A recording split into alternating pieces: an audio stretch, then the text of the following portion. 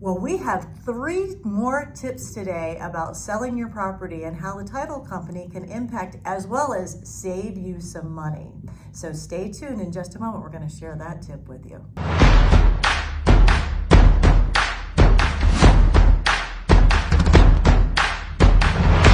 Today with Chip Brinks with First International Title. I couldn't be more excited to share with you a tip that we have that might save you as a seller some money.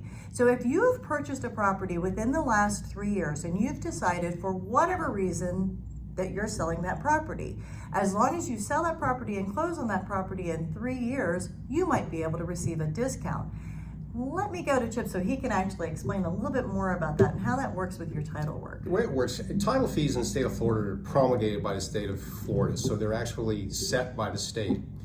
But you are entitled to discounts that are legal if you can provide an owner's policy that's been dated within the last 3 years. So when you come to us, you simply give us the copy of that. We use that, and that's how we can legally then give you the discounted, or what we call as a reissue credit. Rule of thumb, I'm told, is can save you maybe up to 30% of your title fees. So the title fees can be significant. It's very important.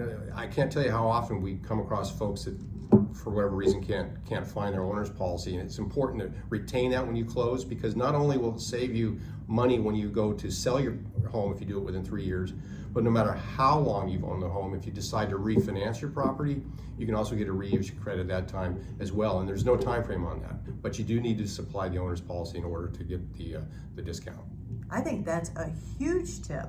Didn't even think about throwing in that last part. That's great. So there's one of your tips today to make sure that you hang on to that title policy when you purchased a property. And one of the things that I typically do when I come to list the property is I'll ask for a copy of that, because none of us want you to get to the point where you're packing up the house, you put away all your documents, and then all of a sudden we ask you for that title insurance information. And the good news too with us, we've just instituted a new app. It's called Connect. So in the event you do lose that title policy, you can always, even post-closing, go back into your file and pull whatever documents you might need from that file. So if you need old closing statements or the title policy or what have you, you can go in and get that at any time you need to in the future, even after you close your home.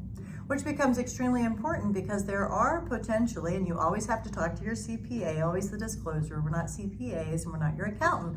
However, there may be some discounts that you can get when it comes to your taxes to do with your closing. So by having that app, if it is something that you put away those documents, or maybe you don't have them for some reason, now you have access to be able to pull those for your tax time as well. That's correct. Absolutely. So that's one of our tips for you today. Now let's talk a little bit about closing, the ways that people can close, because we do have a lot of people that actually purchase property in Florida. They may have only seen the property once or twice, and then they decide to sell the property. We work with a lot of out-of-town sellers, especially in our part of Florida. We're sitting right now in Stuart, Florida. So some of our sellers might need to sell their property and not be here whatsoever. So could you tell them the different ways that they can close on their property? There's several ways we can do that. Typically, out-of-state property owners, when we close, normally want to mail away, which we can do very easily. We'll just mail the docs to you, and you can have them notarized wherever you're at. But we also have what we call RON closings, which is an acronym for Remote Online Notary. What we can do is we can actually go on the internet and close a file with you via the internet without actually being present at the time. So that's a new way of doing it as well. So that's a couple of ways where we can help you get things closed. And there's also the remote notary too. They can just come to your home or your business or wherever you're at and have you sign. And I have to say, you've done that for me as well before.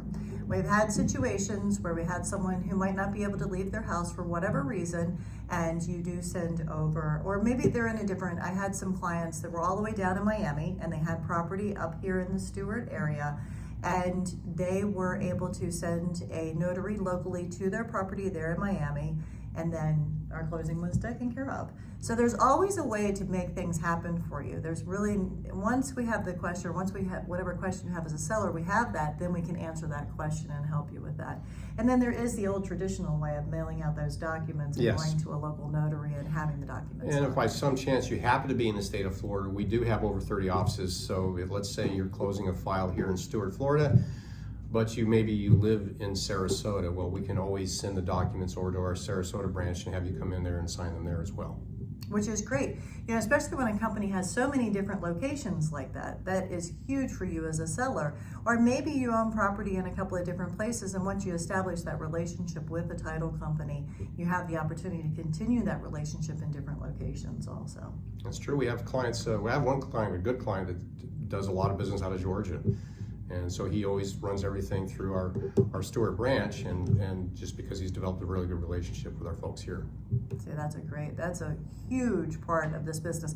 Because once, especially sellers, you know, and sometimes we have sellers that want to sell on their own, and they might watch this video, or they would be or they're working with me, whatever the situation is.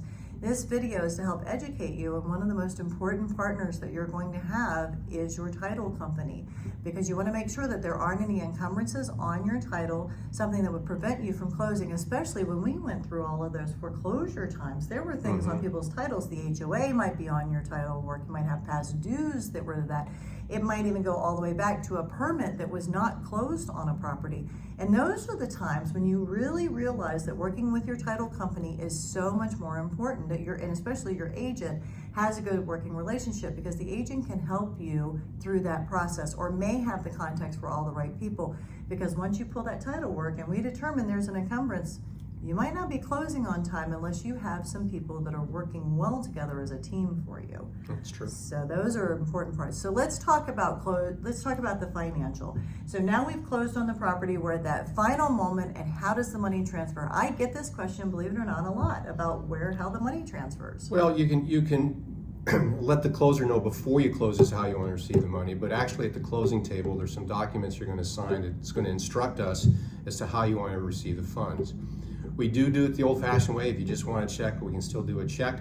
But typically, most people want their money wired to us. So there's a couple forms in the closing package. One is going to instruct us that you want the money wired. That's a separate form. Then another form is as to which account do you want it sent to, and which accounts do you want it sent to. So if you have multiple accounts, we can send them to various accounts as well. But you're going to instruct us. You're going to give us the wire numbers at the closing table, and that's where we're going to send them the wired money to. And another tip that actually just came to mind here, kind of as we start to close down on the tips today that we were sharing, one of the tips that comes to mind is that when you're preparing your property and when you're getting ready, take the documents and put the documents aside and keep those available. You might have something like a permit for a roof that was put on the property. You might have a permit for a pool that was put in.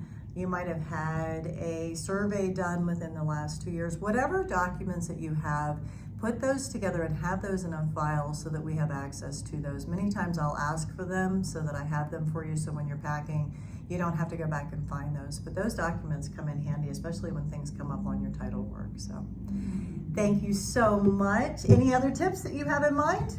Anything today? That's pretty much it. That's all I can think of off the top of my head. I would just say that, a good title company, we're always neutral and unbiased. Our function is to make sure the contract's honored. So as part of the process is to make sure that everybody's covered at the closing table. Excellent. I think that's a great tip. So Chip, how in the world would people find you?